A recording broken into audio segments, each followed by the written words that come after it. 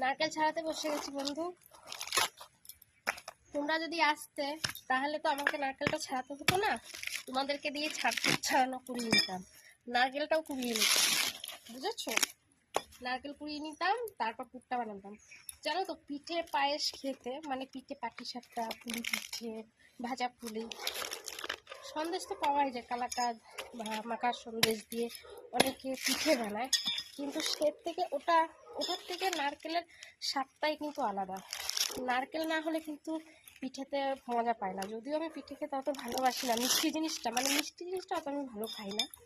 হ্যাঁ, মানে আমার মনে হয়। এবার যার যেটা রুচি, অনেকে বলে মাখা সন্দেশ দিয়ে, তারপর কালাকাঁদ দিয়ে করে, আমিও করি না তা না। নারকেল যখন না পাই, আমাদের কাছে নারকেল হয়, মানে এবার নেই, আগের বছর ছিল, কিনতে হয়নি। কালী পুজোর সময় নারকেল কিনতে হয়েছে, যেহেতু আমাদের বাড়িতে কালী পুজো কিনতে হয়েছে।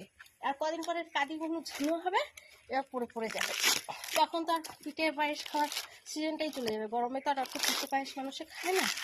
হ্যাঁ, তা তখন দেখবো অনেক নারকেল হবে, তখন আবার আমি যে চাই দিয়ে দিই, ঠিক আছে? কিন্তু কালী পুজোয় আমাকে নারকেল কিনতে হয়েছে 60 টাকা করে।